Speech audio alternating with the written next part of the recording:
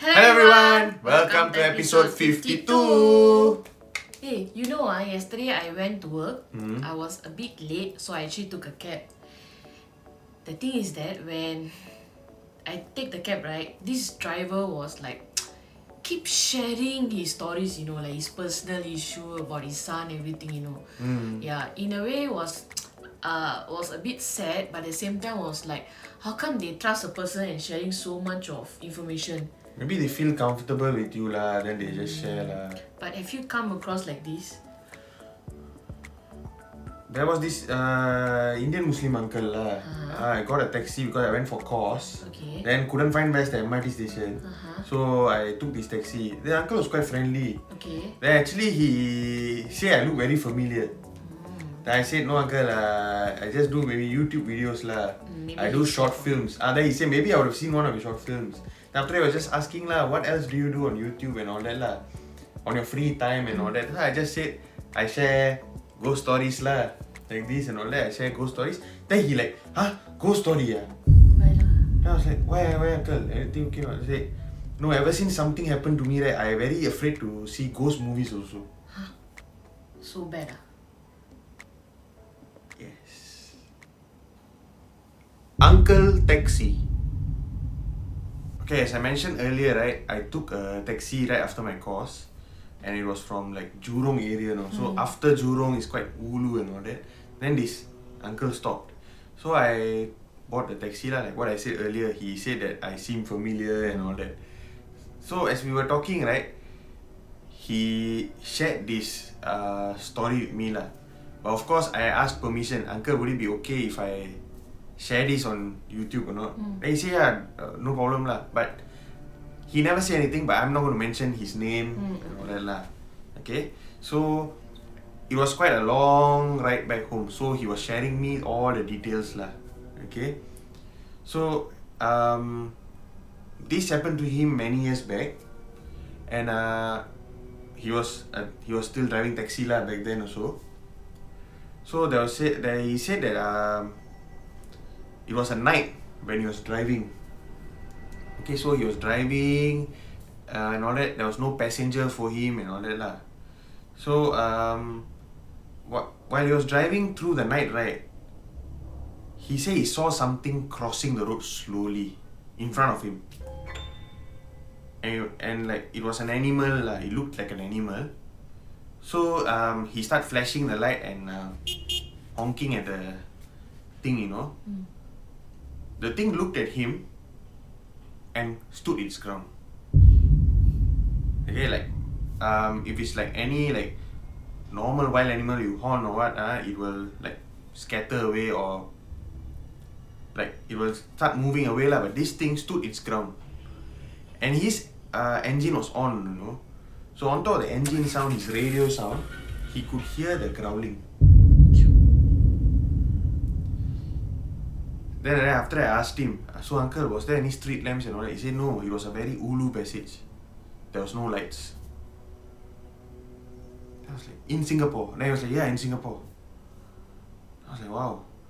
So what did you do next? Then he said that he drove slowly, he avoided the animal. But when he was avoiding the animal, he swayed away and then he went back, right? He could see the animal like was just looking at him, following him. So it was so dark. So I asked him, could you figure out what it was? Then he said it looked like a dog. But it was so dark that he couldn't see the entire features, But it was on fours and all that. Like he could see the snout and all that. So he said, looked like a dog. So I was like, oh dear. Then what happened? Then he said he went back home. So when he went back home already, he shared this info with his wife. Wife said just pray. So after his night prayers, he went to sleep. So it was during his sleep, right? He heard the same kind of growling. So as he was opening his eyes, he said it was very blurry and all that. He looked beside him, his wife was not there. Okay? So when he checked the time, it was around midnight. 3 or 4 like that. So there was no one in the room, but he continued to hear the growling. And the growling was coming from his closed bedroom door. Yeah. So he felt like as though there was something at the door, but the door is closed and there's no one. Nothing at all. But the growling can be heard, getting louder and louder. Then after the growling, he could hear like scratching sounds.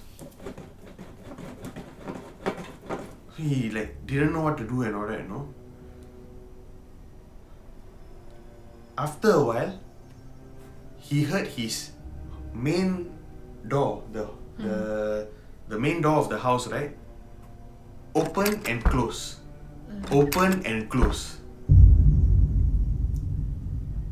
So he was wondering what's happening. Outside my bedroom door, there's a growling and scratching sound, and this door is opening and closing like that. So out of panic, he called out to his wife, but no sound from the wife. There was no reply back or anything. So he was panicking. He just closed his eyes and he started praying within himself. Okay.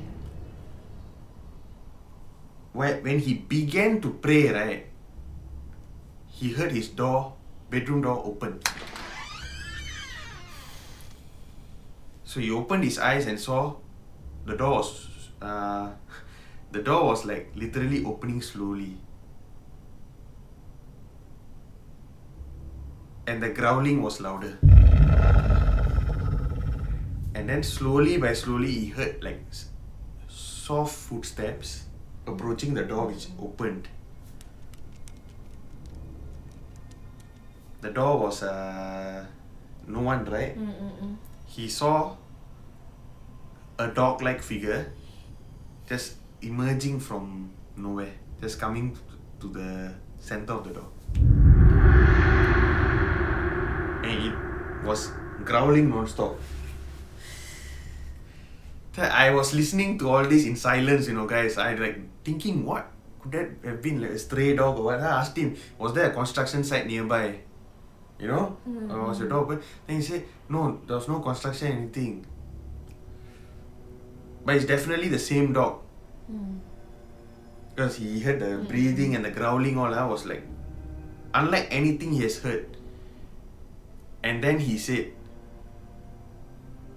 when he looked closer, it was not totally a dog. It was something in the shape of a dog, because there was no such dog in this world like that. He said it was very gigantic, it was very like monstrous to look at. I was like, okay. Then what happened? Then he said that he was reciting the holy verse lah. Again, when he began to recite the holy verse, right, the dog growled at him and barked at him and ran straight to him. Pounced on him actually. Then? As he was trying to struggle, right, this dog was so close to his face and eventually bit his left hand. And then when he screamed out Allah's name lah, he woke up. Okay. It was in the nightmare. And his wife was beside him, and wife woke him up and said, what happened? And I said, nothing. I think I had this very terrifying nightmare. I don't know what it was. I don't know, something bite me and all that. The wife suddenly panicked. Because she felt that his arm was a bit like sticky and wet.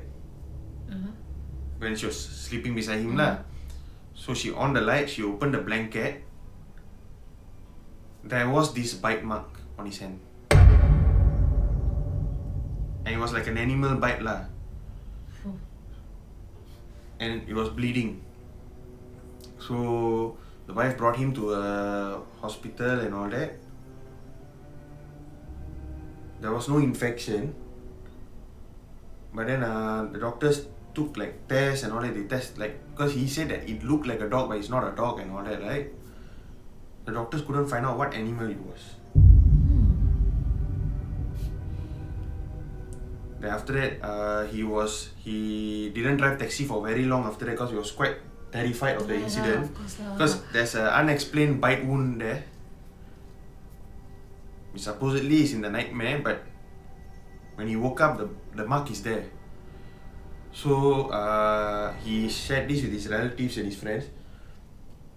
Some of them said that this could have been the work of a jinn. You know, it's a mythical creature or a devil lah. So the jinn likes to take forms of animals, but they can't totally resemble an animal. Then after that, I remember we were reaching the area Seletar there. And he was telling lah, but after very long, I went to the masjid, I prayed, they gave a talisman and all that, everything has been going well lah.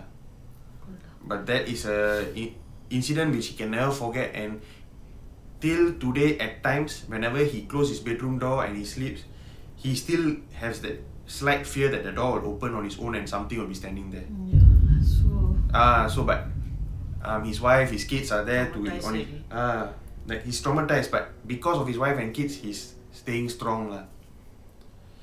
Then I was like busybody looking at his arm. He was wearing a long sleeve shirt.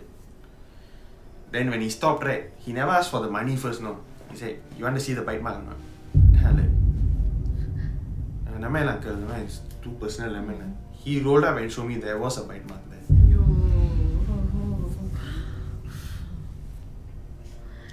And I was like, it's like he has totally healed up, but it's there lah. So certain scars, you see, no matter how you try to hide them, you know where they are, and then the memories will keep coming back, will haunt you forever, no? And after I asked him, "Uncle, are you okay now or not? Are you like much better?" And then he said,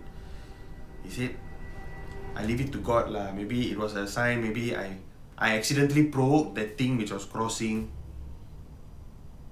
and it came in my nightmare lah. Or maybe it came and it beat me when I woke up. To me maybe like erased my memory that it was there or what. Because these jinns are magical beings, you know. So like he also don't really understand, but my fear was like, wow, like it took a form of a dog, but it didn't entirely resemble a dog, you know. And doctors said that, yeah, it's a bite wound, but it's not an animal bite. Lucky he blocked himself lah. If not, he would have got bitten on his face, or much more worse things could have happened. But when I was speaking to the uncle, he was a very lively person, friendly. He was sharing and all that lah. After that, he said, "Are you doing more short films?" And all that. I said, "Whenever got time lah, uncle. Now is work and all that difficult." I said, don't worry. If can you tell me what's your film name lah. I will subscribe to you lah. Then I said it's VarshAnju's films lah. Then he said, okay, I'll go back and subscribe. So he's a very nice person lah. God bless him. But that is really a terrifying incident to happen for anyone lah out there.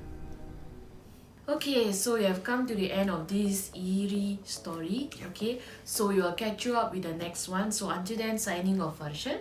Anju. Chaps.